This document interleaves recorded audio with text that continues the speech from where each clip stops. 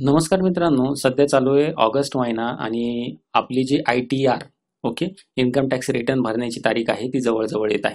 आता तारीख किती आहे? इन्कम टॅक्स भरण्याची शेवटची तारीख आहे 15 सप्टेंबर 2025. तत्पूर्वी ITR भरणं आवश्यक आहे, परंतु चुका दुरुस्त करण्याची संधी अजून आहे.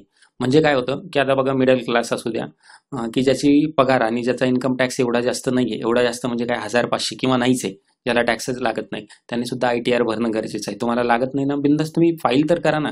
तुम्हाला जर लोन घ्यायचंय किंवा काही तुमचे डॉक्युमेंट सादर करायचे तर त्यावेळेस ITR रिटर्न असणं गरजेचं असतं. त्यामुळे तुम्ही हा भरू शकता. परंतु काय होतं, बऱ्याचदा ITR भरताना नाही का आपल्याकडनं चूक होते. मग अशी चूक दुरुस्त करू शकता तुम्ही अगदी अगदी मोफतपणे. ओके, आता काय होतं की ITR इन्कम टॅक्स भरण्याच्या गडबडीत काय काय चुका होऊ शकतात. तर चुका अशा होऊ शकतात की बँकेची डिटेल आहे किंवा इन्कम सोर्स आहे किंवा तुम्हाला टॅक्समध्ये काही फॉर एक्झाम्पल तुमच्या 3 LIC आहे आणि तुम्ही एकाच LIC ची माहिती दिली किंवा 2 LIC ची माहिती दिली, ज्याच्यामध्ये तुम्हाला टॅक्स डिडक्शन मिळणं शक्य होतं. मग अशा वेळेस ती चूक होऊ शकते, परंतु तुम्हाला घाबरण्याची गरज नाहीये. तुम्ही जर कुठल्या गोष्टी जर चुकीच्या केल्या असेल तर भारत सरकारचा इन्कम टॅक्सचा एक नियम आहे, ज्याची कलम आहे 139(5). ओके, त्याच्यामध्ये तुम्ही रिवाइज रिटर्न म्हणजे सुधारित रिटर्न भरू शकता. ओके, तीही कुठल्या दंडाशिवाय. ओके, असं नाही करायचं पहिले रिटर्न भरला मग खूप दिवसांनी आठवलं तोपर्यंत रिटर्नचे पैसे पण आले मग तुम्हाला ते रिवाइज करायचंय, तसं चालणार नाही. तुम्ही भरलाय, तुम्हाला समजलंय आणि तुमचे पैसे येण्यापूर्वी तुम्हाला ते रिटर्न दुरुस्त करणे, रिवाइज रिटर्न भरणे गरजेचे आहे. आता महत्वाच्या तारखा कुठल्या आहे? महत्वाची तारीख आहे 15 सप्टेंबर. ITR योग्यपणे भरण्याची ही तारीख आहे आणि सुधारित रिटर्न भरण्याची. म्हणजे आता इथपर्यंत जर तुम्ही चुकलेच, ठीक आहे, तर तुम्ही 31 डिसेंबर 2025 पर्यंत सुधारित रिटर्न भरा. या तारखेपूर्वी भरल्यास तुम्हाला कुठलाही दंड लागणार नाहीये. सोबतच तुम्हाला जर आर्थिक नियोजन करून घ्यायचं आहे तुमच्या कुटुंबाचं, कसं 6व्या वर्षापासून तुम्हाला इन्कम सुरू झाला पाहिजे. ओके, अॅन्युअल इन्कम, किंवा समजून घ्या 12व्या वर्षापासून पुढचे 20 वर्ष वार्षिक 1 लाख रुपये पाहिजे आणि गुंतवलेली रक्कम सुद्धा वापस पाहिजे आणि सगळं टॅक्स फ्री पाहिजे, सोबतच गॅरंटीने पाहिजे, FD सारखे रिटर्न पाहिजे, तर मग ते पण आपल्याकडे उपलब्ध आहे. सोबतच मी डिस्क्रिप्शन बॉक्समध्ये लिंक दिलेली आहे, माझ्या व्हॉट्सअपची लिंक आहे, हाच नंबर आहे आणि काही लेख पण दिलेले आहे वाचण्यासाठी तुम्हाला. माहितीपर लेख आहे, ते तुम्ही वाचू शकता आणि या व्हिडिओची माहिती सुद्धा त्या लेखमध्ये दिलेली आहे, ते लेख सुद्धा तुम्ही वाचू शकता. आपल्या चॅनलला सबस्क्राईब करा आणि लाईक करा. आता कुठल्या चुका दुरुस्त करता येतात तर बघा, चुकीचा उत्पन्नाचा तपशील म्हणजे तुम्ही सॅलरीड आहे, सॅलरीचं उत्पन्न तुम्ही टाकता, परंतु तुमचं काहीतरी एक एक्स्ट्रा इन्कम पण येतंय, ते तुम्ही कधी टाकत नाही, तर मग ते पण तुम्ही ऍड करू शकता. एक्स्ट्रा उत्पन्नामध्ये जसं की तुम्ही एखादं घर भाड्याने दिलेलं आहे, बरोबर, किंवा एक साईड हसल करताय, म्हणजे काय करताय की छोटंसं संध्याकाळी पाणीपुरीची गाडी चालवताय, मग त्याच्यातून उत्पन्न येत आहे. मग आता ते तुम्हाला कॅशमध्ये येत असलं तर काही अडचण नाही, पण फोन पेवर येत असेल तर मग त्यावेळेस तुम्हाला ते दाखवावं लागणार आहे. ठीक आहे, त्याच्यानंतर गहाळ व्याज उत्पन्न म्हणजे काय होतं की आपण काय करतो, FD करतो, FD वर आपल्याला टॅक्स लागत असतो आणि सोबतच FDचे आपल्याला काय होतं की रिटर्न पण येत असतं. मग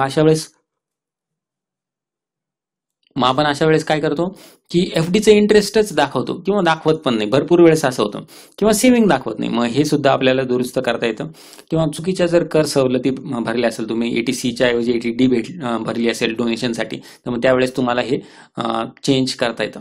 बँक खात्याचा चुकीचा तपशील, बऱ्याच जणांचे 2 ते 3 बँक अकाउंट असतात, मग त्यावेळेस सगळ्या बँकिंग खात्याची डिटेल तुम्हाला द्यावी लागते आणि TDS माहिती जर दिसत नसेल तर तुम्हाला या चुका दुरुस्त करता येतात. बरं, या चुका दुरुस्त कसा करायच्या तर दुरुस्त करण्यासाठी तुम्हाला स्टेप बाय स्टेप मार्गदर्शक सांगणार आहे मी.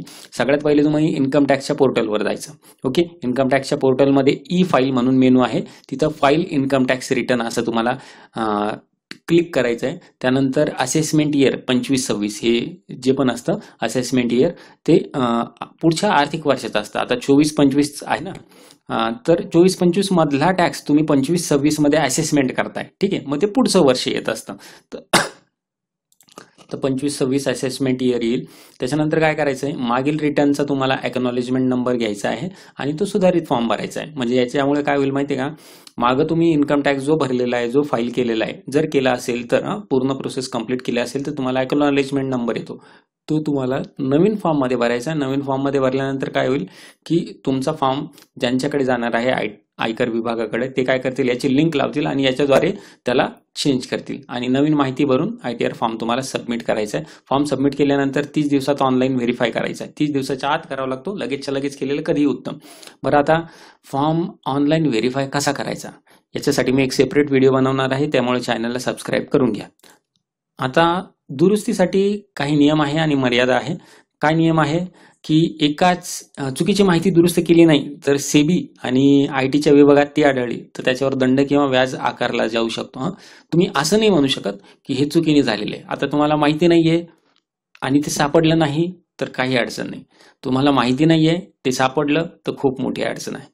किंवा काही काही वेळेस काय होतं, मुद्दाम चुकीचे रिटर्न भरता लोक पैसे वाचवण्यासाठी. ओके, मग तशा वेळेस सुद्धा ते रिटर्न भेटले का तुमच्यावर कारवाई होणार. दंड आणि व्याज दोन्ही पण आकारला जाऊ शकतो. आणि एकाच आर्थिक वर्षासाठी अनेकदा तुम्हाला सुधारित रिटर्न भरता येतो. म्हणजे समजा पहिल्यांदा तुम्ही भाड्याची अमाऊंट टाकलीच नव्हती, ठीक आहे, दुसऱ्यांदा टाकता येते, तिसऱ्यांदा टाकता येते, पण 31 डिसेंबरच्या आत. ठीक आहे.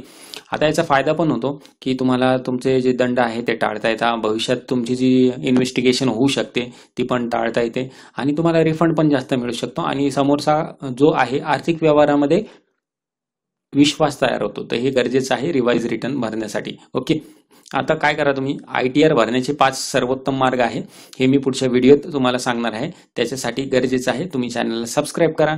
आणखी एक महत्त्वाची गोष्ट, डिस्क्रिप्शन बॉक्समध्ये बरेच ब्लॉग दिलेले आहे, माझा व्हॉट्सअप क्रमांक दिलेला आहे, त्यावर तुम्ही मेसेज टाका, तुम्हाला लेख, माहिती, व्हिडिओ येत राहील. धन्यवाद.